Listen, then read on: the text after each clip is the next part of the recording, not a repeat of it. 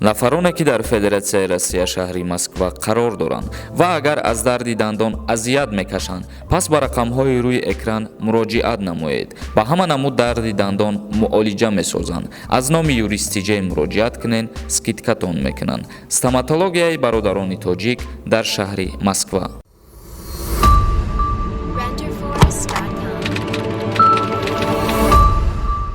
ассалому алайкум ба ҳама тамошобинони барномаҳои Сорбон Сафаров канали Юристиҷей.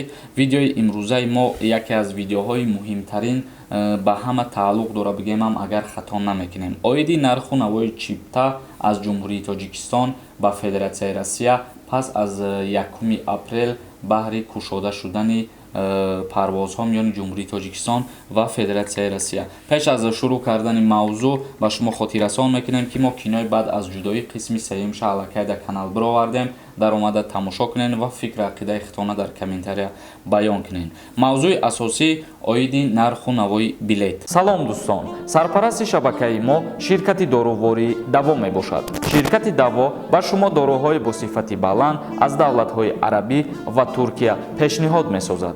Миноксидил барои баровардани риш ва мӯи сар мебошад. Самюнван бошад барои иштиҳо омадан ва барои вазн гирифтан мебошад. Эпимедиум паста барои зиёд кардани қувваи мардинагӣ ва дигар доруҳои гиёҳӣ шумо метавонед аз ширкати дорувории Даво дарёфт созед. Доставка ба ҳама шаҳрҳои Федератсияи Россия карда мешавад. Рақамҳо дар рӯи экран.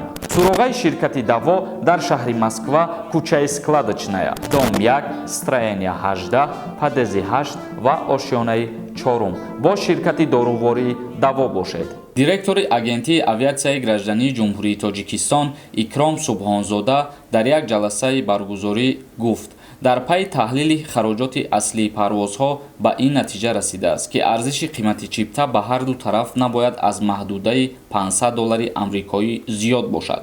Яъне ки директори агентии авиатсияи граждании Ҷумҳурии Тоҷикистон Икром Субҳонзода дар ҷаласаи худаш қайд намуд, ки набояд нархи билет туда и обратнаш аз $500 зиёд бошад. Яъне шахсиятҳое ки ба Федератсияи Россия мехоҳанд рафтан ва боз мехоҳанд ки бозгашт кунанд ба Ҷумҳурии Тоҷикистон, якбора билети туда и обратнашона мегиранд, билет набояд аз $500 қимат бошад.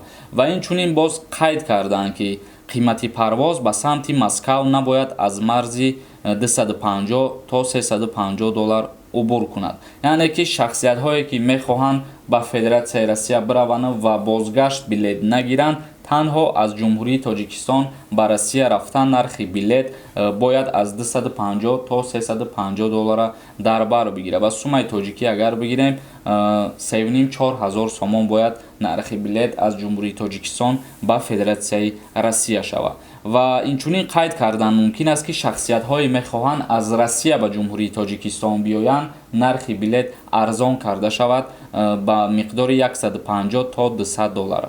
яъне ки аз ҳамин нарх зиёд набоша, аз 2000 сомон то 2500 сомона нархи билет аз Федератсияи Россия ба Ҷумҳурии Тоҷикистон бояд бишавад. аз сабабе ки аз Россия айни ҳол ба Тоҷикистон талабот камай, ба ҳамин хотир аз Россия ба Тоҷикистон омадан арзонтарай ва аз Ҷумҳурии Тоҷикистон ба Россия рафтан як бори дигар таъкид мекунем, ки хотиррасон мекунем, ки нархи билет аз $250 то $350 дар бар мегирад.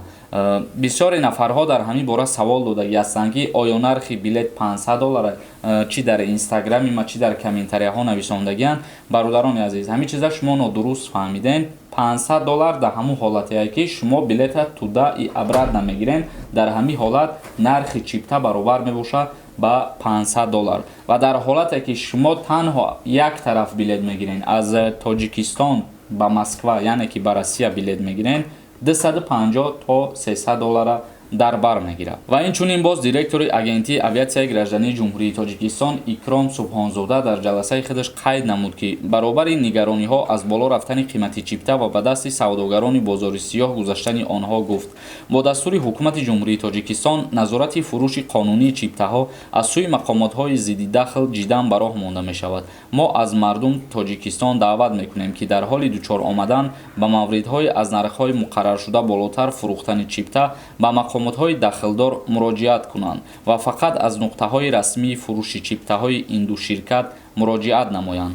яъне ки ҳар нафаре ки аз ҳамин нархи навое ки мо гуфтем зиёдтар агар дар ягон ҷо ки билетҳоро ба фурӯш бибинанд метавонанд ки ба мақомотҳои болоӣ муроҷиат кунанд ва боз дар инҷа таъкид карда гуфтанд ки танҳо метавонед аз ширкатҳои Somon Air ва Ютер нархи ҳамун билетҳои худтона бифаҳмед ва харидорӣ кунед. ба ҳамин хотир ҳар касе ки агар билети қимат ба шумо пешниҳод мекунад шумо метавонед ки ба мақомотҳои болоӣ шикоят кунед. бародарони азиз, ин буд як камтарак маълумот дар бораи нарху навои билетҳо пас аз барқароршавии парвозҳо миёни ҷумҳурии Тоҷикистон ва Федератсияи Россия. акнун мегзарем ба қисми хондани комментарияҳо гӯш кунед ва ба саволҳои худтон ҷавоб бигиред.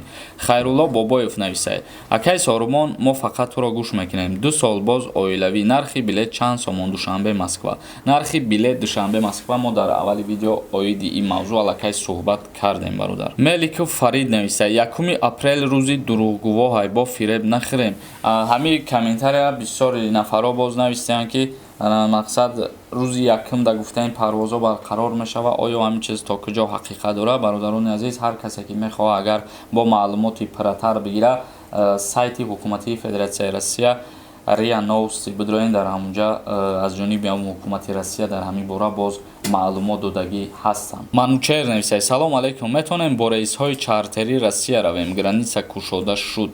рейсҳои чартерӣ не, балки рейсҳои доимӣ аллакай барқарор шуда. метавонем ки бирем барои кору фаъолият кардан ё ки барои таҳсил кардан ё барои меҳмонӣ рафтан.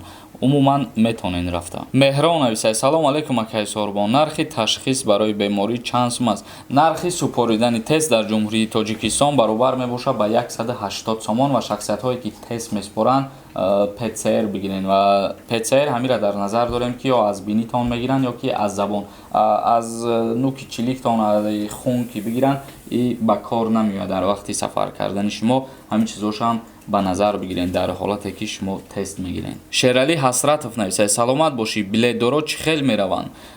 ин мавзӯъам як мавзӯи хубе, барое ки бисёриҳо савол додагиянд ки мо пештар билет гирифтагӣ будем, чӣ хел метавонем ака пас аз кушода шидани парвозҳо Россия бирем ё ки аз Россия Тоҷикистон биёем. бародарони азиз, шумо билетҳотонро бисёри қайд кардагӣ ҳастен дар онҷа ки аз дигар ширкатҳо харидорӣ кардагиен, вале мутаассифона айни ҳол ҳамун ширкатҳоеро ки шумо номбар кардагӣ ҳастен парвозҳошон барқарор шудагӣ нестад.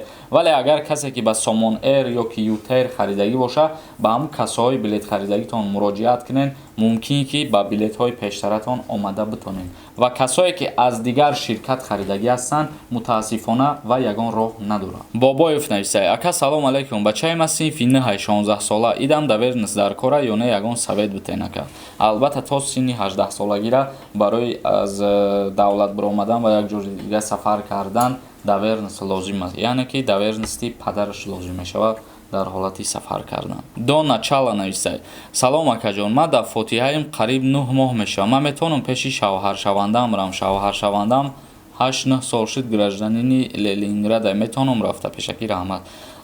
хоҳари ё ки апай бе ҳамун шавҳаршавандатам метавонӣ ки аз 1 апрел озодона ба Федератсияи Россия бирай. Хусрав Шаропов нависад: салом акай Сорубон, ростае ки яка писароям хизмат меран, илтимос ҷавоб дед. дар ҳолате ки шумо агар ҳуҷҷатгузорӣ карда бошен, ҳуҷҷати яка писарӣ дошта бошен, даъват намекунанд шуморо ба хизмат. бародарони азиз, видеомона ҷамъбаст мекунем. агар ягон саволи дигар дошта бошен, дар комментария саволотона бинависен ва дар канали Юристиҷей обуна шидана фаромӯш намекунем. худованд ҳамаи мо шуморо нигаҳбон бошад то барномаҳои нав.